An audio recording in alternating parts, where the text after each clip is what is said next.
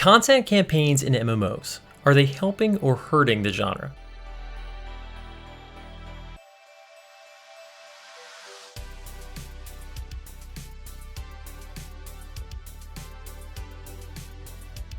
I'm Hunter with Hunt for Games, and today we've got special guest Brian from Work to Game to discuss this emerging trend in MMOs and online multiplayer in general, the login campaign. This can be in a variety of forms: quick wins or bonuses just for logging into the game, periods of time where certain content provides more valuable rewards, or even the most basic free login periods. The goal is very much to get players back into the game they otherwise may not have played, but is it working, and is it working in a good way? We just finished getting together to discuss the Final Fantasy XI 18th anniversary interview with the producer and director of Final Fantasy XI currently. Some amazing nuggets in there. Definitely check that out on Work to Game as soon as you get a chance to, because it was a ton of fun making it. First, let's let our guests introduce themselves, although they likely need no introduction. Brian from Work to Game, tell us where you are, what you're doing, what is Work to Game, where can we find you? Well, thanks for having me, Hunter. I really appreciate it. Follow me on Work to Game YouTube channel and Twitter. Also have a couple other channels. Ginger Prime is a whole action RPG genre, and then also I just am launching a new channel, Podcast Focus, Ginger Gaming Radio, and I've got some really cool stuff I'm excited to share with everybody this week on it. So, what am I playing, dude? I'm playing Final Fantasy XI. I am playing Final Fantasy IX. I'm playing a Gears. Like, when we talk about logging campaign, like, we're gonna be talking about Gears and Halo, because it's like, oh yes, it's so interesting to see like games that I wouldn't even expect to, like, the idea when they first were introduced, I thought it was like a necessity, right? Like, hey, people are not logging in, let's just give them something for doing nothing, just for clicking checked for update to see if I have to update this game so I can play it later. Oh, they gave me something, it's like, and then like all of a sudden it's not just with MMOs, it is just games in general. Like, it's, here you go, thanks for showing up. And then you can get, oh, guess what, you can, if you're so close to whatever. It is an interesting, and when you floated the idea by me, I go, that is such an interesting topic, because it's evolved my opinion on it, but at the same time, I do kind of think that it's not a good system. I think that it's like, I think maybe it's an unfortunate necessity as opposed to anything else. But that's just my raw opinion. We're going to discuss it probably. Oh yeah, we're gonna get into it deep. So yeah, partially the reason that we're bringing this up now is Final Fantasy XI's most recent campaign is active right now. In addition, an interview was recently released on the eve of 11's 18th anniversary. Congratulations to Final Fantasy XI on 18 magical years. But discussing, the history of certain content delivery and the thought process behind what should and shouldn't make it in. And I've seen various other interviews kind of filtering out, and one of them did briefly mention the concept of various locking campaigns and what the thought process is behind getting players come back into the game.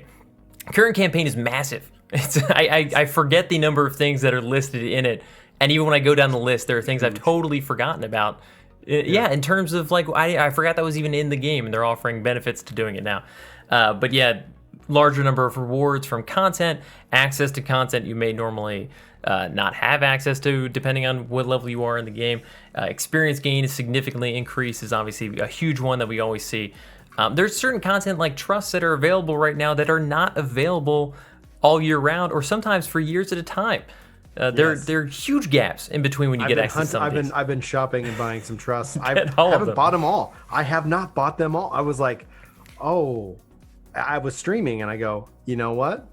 I'm going to have to come back to this offline. Hi, welcome to the next hour of me shopping for trust. Shopping for trust in various locations. Shopping for trust, the stream. There is some content tied to you having a minimum number of trust. I think it's either another trust or leveling up your trusts. So literally, there are times when you just can't finish that quest because it's time-gated content that you don't have access to right now. So it's insane to see. But yeah, we want to discuss whether or not this is beneficial, harmful, not really swinging one way or the other. It's just there. But let's start with the most common, and we've seen this across 14, 11, World of Warcraft, any MMORPG with a subscription, and even some without, free login periods. bringing you back into a game you're not currently paying for, or maybe tricking you into thinking that normally you have to pay for it, and then bringing you in, then hooking you by saying you don't have to pay for this. It's a free login campaign. Anyways, I want to start with your thoughts on this. What do you think about the free login campaign? I love it. I think because it is a subscription-based game, and I think that as we look at subscription games as a whole, that is pretty much going away. We've seen WoW even augment it, so you can pay your sub with just by playing the game and in-game gold and that economy, where essentially very few 100% subscription-based games exist. What's interesting, especially as it relates to 11, WoW and 14 have found other ways to monetize the game with the cash shops and things like that, and that is obviously got pluses and minuses to it. It's just an additional way of like the whole, like when you look at free to play versus buy to play versus like subscription, it's like the whole idea was like, this is the sub, you only have to pay this. But then they found like, hey, if you don't sub, it's not that someone's going to spend $15 a month and that's their cap. They could spend $100 a month or $200 a month. Like, we're uncapping the spending capacity of the individual. I think the free login campaign, especially as this is an 18-year-old game, 18 years of subscription to play, like I was not currently subscribed to the game. This is immediately was said, hey, I'm going to play this on Friday. And guess what? Spoiler alert, I'm resubbing. It's ridiculous. But I was like, I'm going to take advantage of the free time. I'm going to log in. I'm going to have some fun. I'm going to see if I can't hit some goals. I'm going to resub and I'm going to keep playing up till at least, as we get closer to 5.3 and 14, in which then I'm going to shift back, focus real heavily on that, get that content consumed. And then I was like, man, I miss and love 11 so much. So I think, in a perfect world, this would be a part of a bigger subscription service. In a perfect world, there's a Square Enix subscription.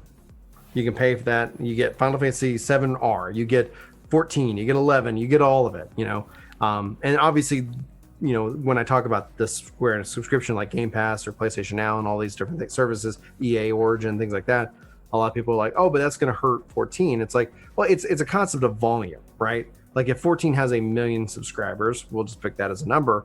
But then they can come out with a subscription that says, hey, play all of it. You can play 14, you can play 11, you can play all this.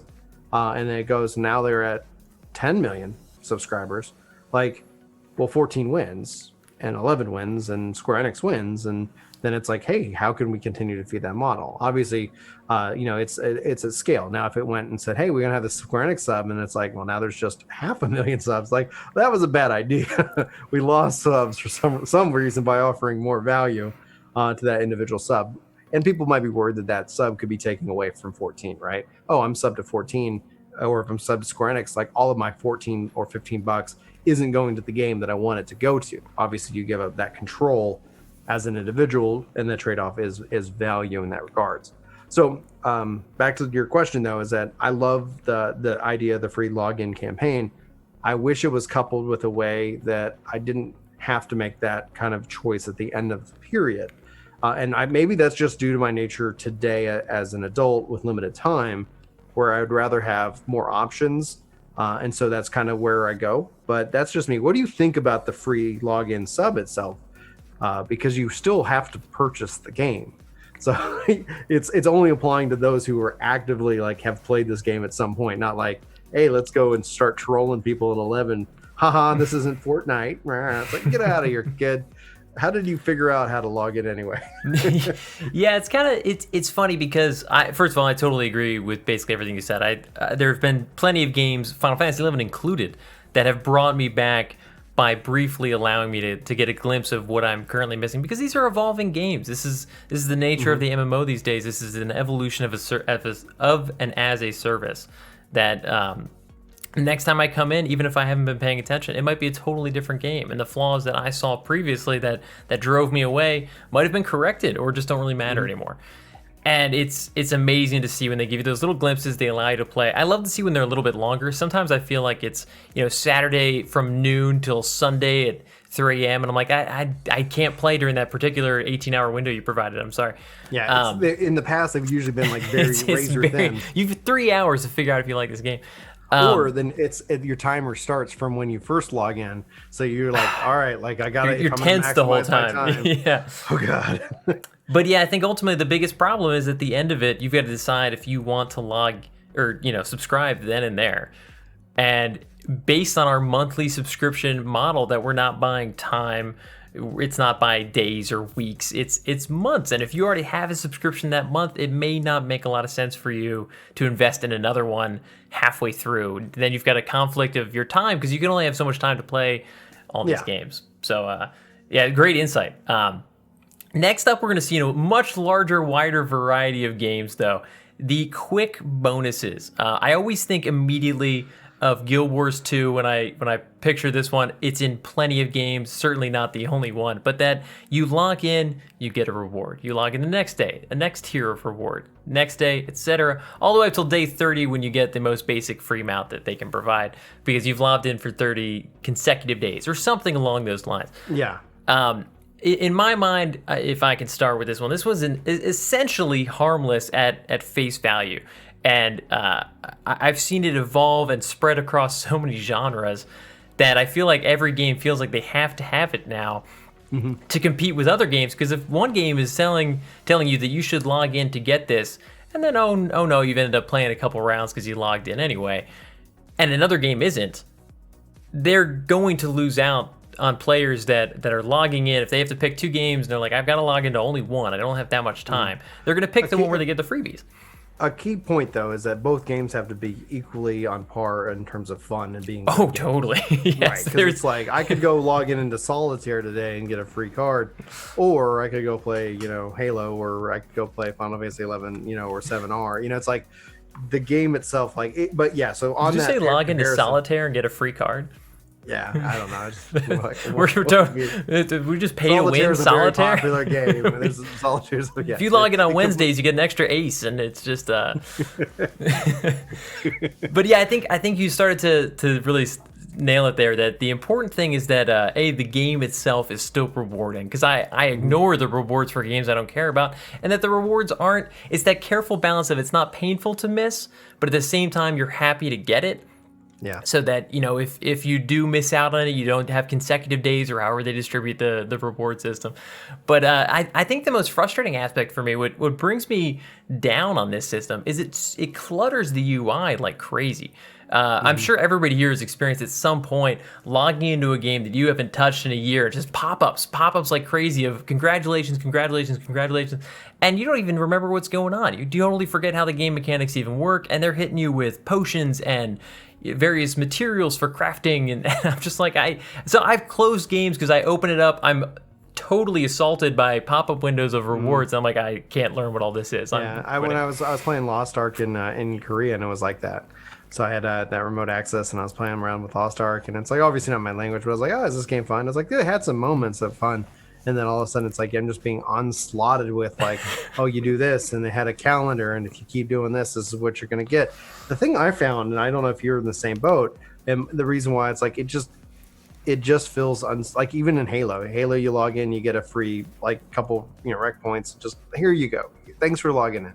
I don't like it. Like it just feels cheapened in that regards. And then when it's overwhelming, like you said. I don't even know what half the stuff does.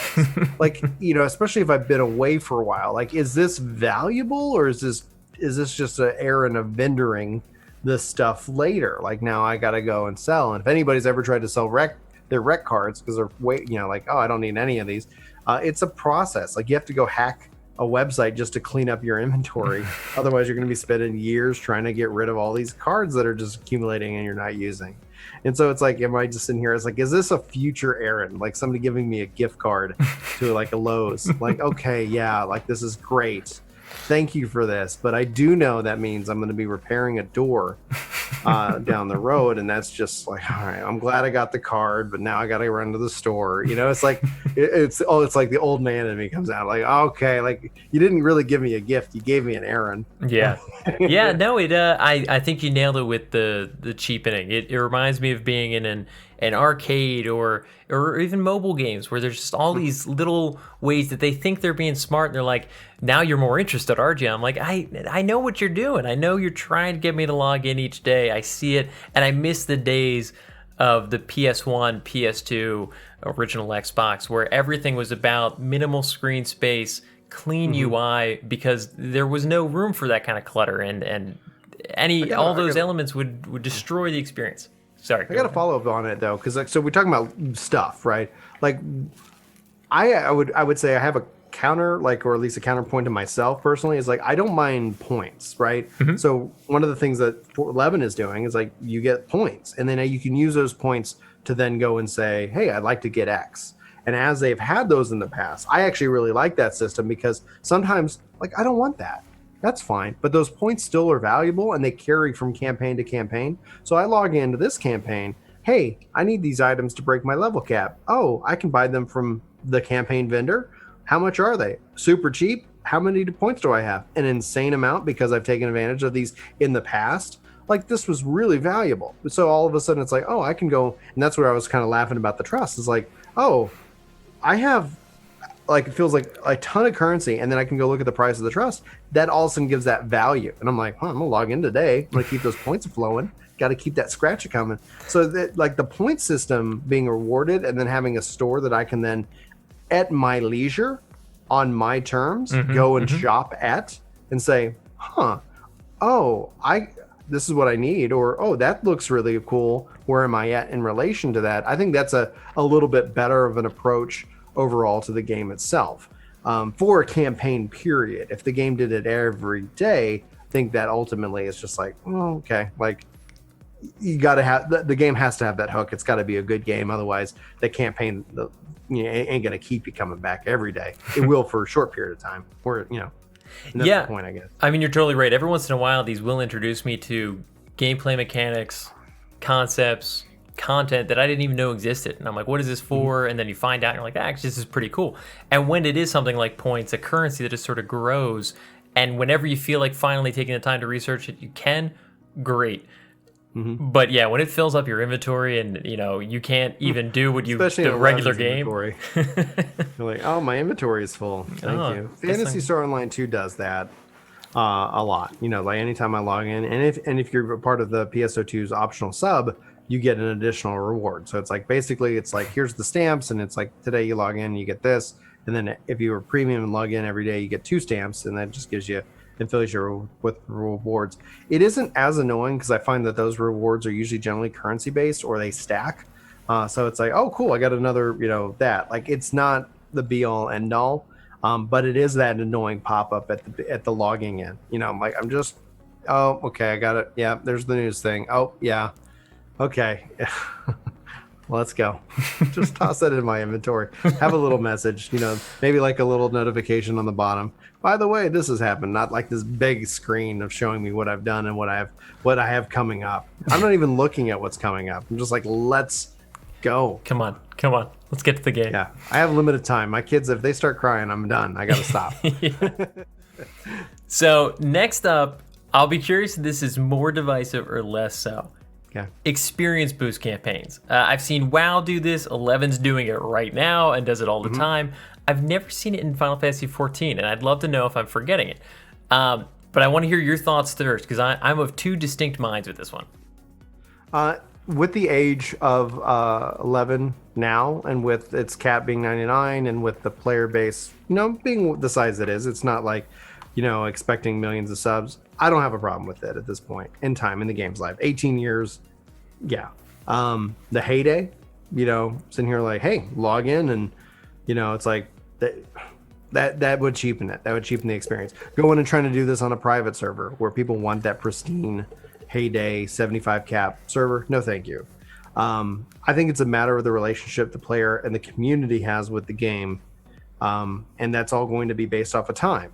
Now, I like it. I like logging in. I'm not sitting here, like, worried about like, okay, did I get to 99 and, like, have I earned it, right? I'm here to have fun with my friends, and we're here to remember this classic game for as hard as it was, and then to be like, holy crap, like, that did that just happen?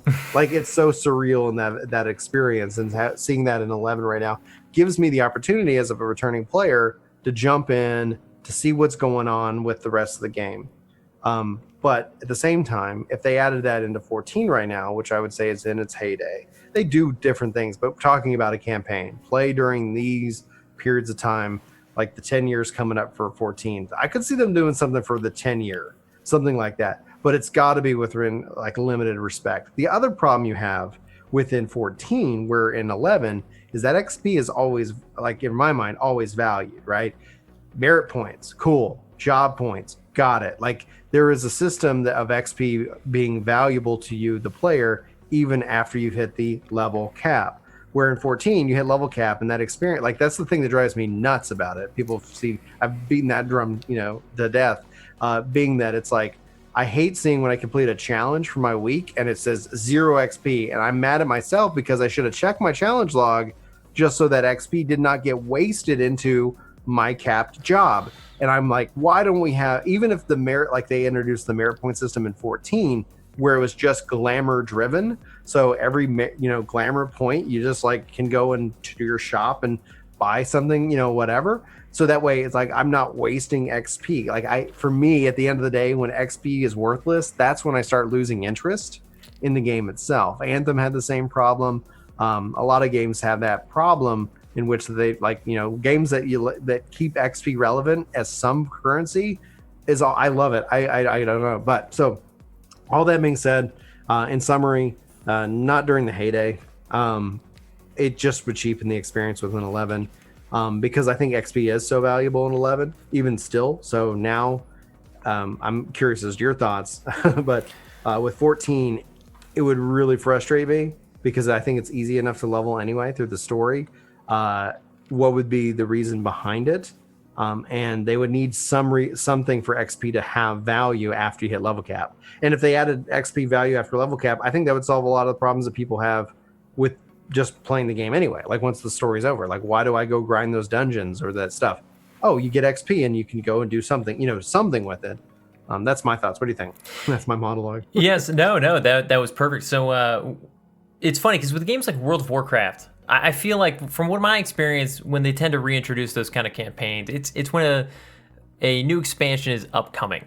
It's sort of the catch-up mechanic. Hey, you might want to try a new job for this upcoming expansion. You got a couple months of enhanced experience boost. Level now, sub for those few months before the expansion when people generally will resub. So it's a win-win for players that want to re-engage, catch up with another job, something like that, or another class. And then Blizzard wins because they gain a few extra months of subs. Yeah. It's funny because I never actually even considered the XP campaign in 11's heyday. You're right. That's horrifying to me for some reason, but yeah, 14. I agree. It feels like it would sort of cheapen the experience a little bit for me. Partially that's because of my experience right now within 11. So obviously one of the biggest grinds you can have right now is job points. The experience gain from 1 to 99 can be done extremely quickly depending on how you do it. It almost really isn't even a gate anymore. But job points are still pretty significant. And during the experience campaign, you'll see a flood of people logging in, partially due to the free login campaign. There's other campaigns going on, and they're like, oh, I think I'm gonna get some job points finally. And then there's the experience game campaign where they get 2 times, 3 times as many for chains and how much experience they get per kill. It's great. It's so much fun. I get a bunch of people that normally wouldn't be logging in. We're getting huge chains of numbers. The numbers are enormous. You can really see the job points flying way faster than usual. My only problem with it is that you get sort of a hangover effect as soon as the campaign ends. Final Fantasy XI doesn't end when the campaign ends, but then all of a sudden I'm getting a third of the XP that I was getting in an already difficult grind.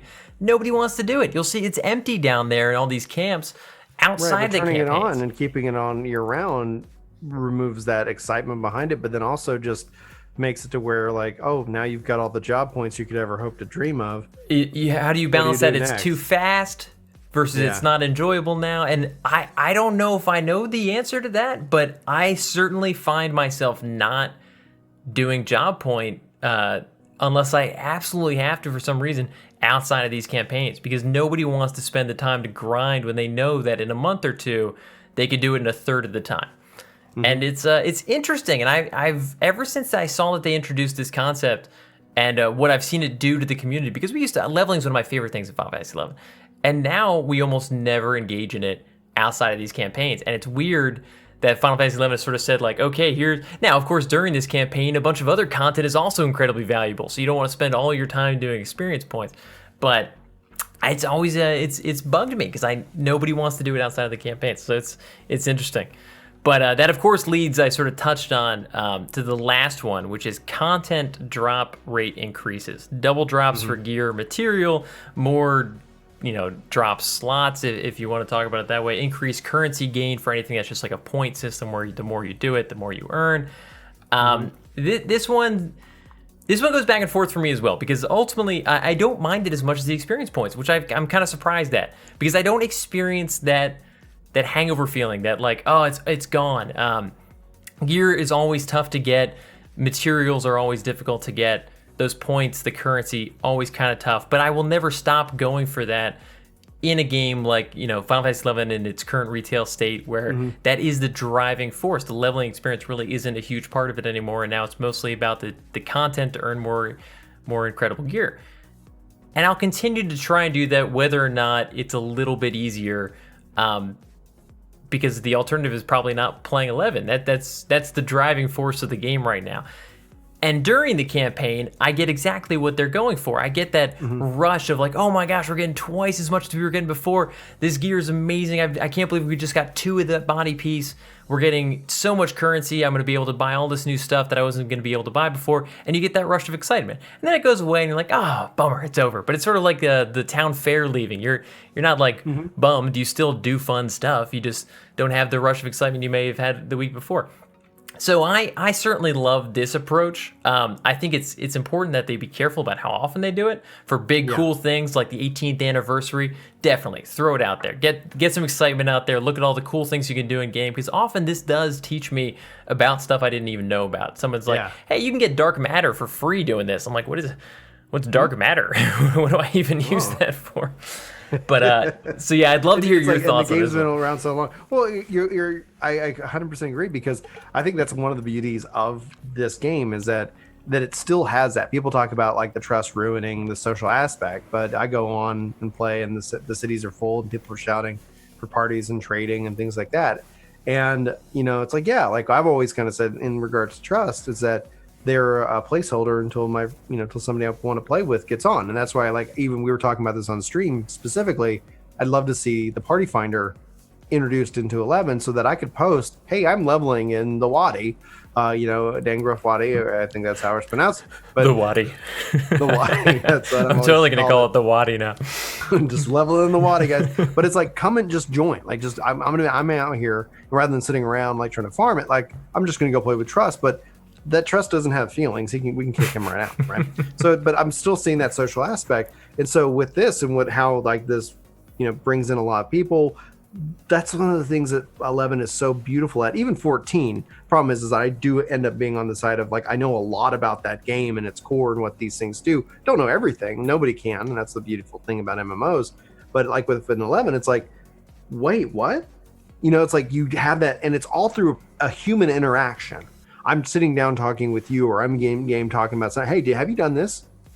What is that? It's like, but it's that such thing that I think one of the coolest things is that there's, maybe the person exists, maybe there's the brainiac of the Final Fantasy 11 universe. It's like, I know everything and how it all interacts with each other and spawn rates and the values. And, it's like somebody has that like, intricate, like encyclopedic knowledge right in their brain. But that's the thing, like even like, to know what to search for on the wiki, or to even do this, you're like, what is this? And so people have like these niches built within the economy and within the content and what you should do. It's so fascinating. Somebody came out and was like, here, let me help you level. I'm like, all right. And and they're just teaching me so much of like, as a new player, I'm coming back. So I think essentially there's a sense that the introduction of stuff and the mystery of what does this mean, either having you searching online or having you ask something in game, like, hey, I got this. What does this do? Oh, you got that? That's so cool. Like I remember running into somebody and it's like, they just had, remember doing Dynamis and you'd have like the thing attached to you for 1 gil so that if you died, somebody could buy it off your shop and kick you out or something like that. And it's like, what is that? And they're like, and they explained it to me. And I'm sitting here like level 30, out in Yungatunga. And I'm like, that sounds so amazing. I want to experience that. And it's like all of these things, but it's always these like, what is this? What does this mean? What is its value? And hopefully that encourages more dialogue within the community. But right now, I tell you, hands down, like, man, world's full. People are talking. Like, you hang out in like Juneau, especially. It's like, oh man, I can't keep up with what people are talking about. Yeah. What do you think? No. So yeah, I think as usual, I think you nailed it. It's a little bit better than some of the other options of ways to introduce players to new content, draw you into stuff that you maybe hadn't thought about before. And in general, even if you have been playing, you know everything, that even means that you get a little bit more excitement because you're seeing drop rates that you know are increased. You're seeing stuff that you normally wouldn't see in the plentiful amounts that Square Enix is, or whatever development company is throwing them at you to get you excited. It can be funny. The one time I did experience, I didn't realize it was a campaign, and it ended, and I was like, "Oh, I'm not getting any drops anymore. What happened?" Everyone's like, "It was like basically a free week. How did you miss this?" But other than that, I think it's been pretty amazing. So in general, just closing thoughts. I think different MMOs, different games, as we were talking about, games like Gears of War, Halo, all handle these differently. We see a lot of similar aspects throughout, but everybody handles it a little differently. Overall, it does seem to be, a tactic games sort of struggle with to increase their various revenue sources. You see it a lot more with games that have subscription model, but they're not the only games. Games that just any game that it has a shop, an in-game shop that's trying to get you in to maybe get a chance that you will go into that shop and buy something. They maybe give you a little touch of currency. They're like, hey, why don't you look at that store? Here's a free nickel, but they want you to spend $5. But yeah, right. Then it's like, I'll show you right next to but this thing is this. Oh, doesn't that look cool? Doesn't that look way cooler? Won't all your friends be jealous? It's so interesting. Like, I think, we need to collab on a microtransactions video. Oh yeah, definitely. Because essentially, like, I think it's so interesting from a trust perspective because, are the developers being greedy, or are you a player being a supportive, participant in this thing you love? It's like, obviously, if people don't pay, it goes away. But, so it's like, what is that really? We'll collab on that on a future video. We'll figure out what works for our schedules. Definitely. Because I'd love to talk to you about it. Because I've got I got some opinions on that. Sure. But yeah, I mean, ultimately, handled differently. Different games have different struggles with the same ideas, but pros and cons all over the place. So I really appreciate you hanging out. If you have any further thoughts on this, let me know in the comments, or even better, come hang out Tuesdays and Thursdays on Twitch at 7 p.m. Eastern Standard Time. Work to Game, thank you so much for joining us. Where can we find you? What are you doing? Find me on Work to Game YouTube and Twitter, and also check out my other channels, Ginger Prime and Ginger Gaming Radio. I'll sure to hit you up with the links. Ginger Gaming, you can't tag yet names and stuff like that, but and then I occasionally stream. Well, we're coming up on 100 subs for Ginger Gaming Radio. And so once you get over 1,000, then you can just at Ginger Gaming Radio. And so we got some stuff like that. And then working on 2 new channels. And you're like, how many channels does this I don't know how you keep it all together, man. Well, it's we used to post like twice a day on Work to Game, and it's like, well, now we don't. And it's like, okay, I have a lot more free time to kind of, and it's like, it's just about putting the right content in the right place. Definitely. Like, oh, do you not like cloud gaming? Well, great. I'm not going to inundate your stream with it, but I'm going to go talk about it here because I'm passionate about it. And then Ginger Gaming Radio is a good way for me to kind of focus more on longer form content that's got a good structure. So I'm bringing back Crystal Core, the Crystal Core podcast, which I did originally for Final Fantasy 14 11 years ago. And then I did that for a couple years before joining Aetherite Radio at Gamerscape. And then, so I'm bringing that back, but I'm doing it Final Fantasy focused. And then I've got plans for Blue Protocol and a couple other things that it's like, here it is focused around a game. And then instead of having to be sensational, like you see, as a YouTuber, like you see that, like, oh my God, I can't believe, and it's like, that's okay. They added a free, pet whenever you log in 30 times. Like that's not, oh my God, worthy. But it's like that way you can kind of look back at the week and say, or, maybe every other week, doesn't need to be on a cadence, but just looking at like, here's the news and here's what's going on and here's what the community is saying about it. So it's definitely not going to be a breaking news type channel, but it's going to be more of a reflection and discussion, in that regards for people who want. My thought is like, it's a perfect channel if you're grinding, You know, like, are you leveling up in a video game that takes a little bit longer and you want to listen to a ginger talk to you, like with the mic real close to his face and he sounds real, blah, blah, blah, blah. You know, like that's the, I was like, yeah, some people said like they like listening while they grind. I'm like, well, let me make a product for you. Because if I put that up on Work the Game, people will be like, what is this? But, long story short, I'm gonna like do an official announcement, but I'm creating an education channel. It's focusing on teaching coding, programming languages, and also video editing and things like that. I've tried to do that over at Work to Game and stuff. Doesn't work. It's like nobody watches it. I was like, okay, I'll make a kind of an education channel, and that's the thing I'm working on for the summer. I have a passion for education. I have a passion for teaching. Teaching just didn't cover the bills, so I was like, well, I need to figure out something because I want to have a family, and they, you know, families aren't cheap. People talk about cost of housing in games. Nothing compared. Nothing compared to. Anyway, go ahead. Like, do you? That is absolutely fantastic. Seriously, everybody, if you haven't already, definitely check out Work to Game, Ginger Prime, the new stuff that's coming. Amazing content creator. Love the insight. Love the thoughts. Every time we get together, I have an absolute blast. So, thank you so much for coming out. As I mentioned previously in the video, we got together also to discuss some recent Final Fantasy 11, 18. I almost said Final Fantasy 18, 11th anniversary. Final Fantasy 11, 18th anniversary interviews with the producer and lead director. Yeah. Some great topics discussed there as well. So definitely check it out over on Work to Game. Mm-hmm. Appreciate you coming out. And to close, totally failed. It's okay. I struggled the same way with the outro. Like, I don't even remember what I was supposed to say right now, and I usually say the same thing. I say the same thing every time. Seriously, thank you. Definitely look for the video in the description below. Check out the channel. I'll see you guys on the next one. Peace. Bye. Some people have been saying that this year he just didn't seem to have it anymore, and with that goaltending, they might be right. That wasn't your fault, Hunter. I'll take the blame for that one. Let's see. Let's see the instant replay.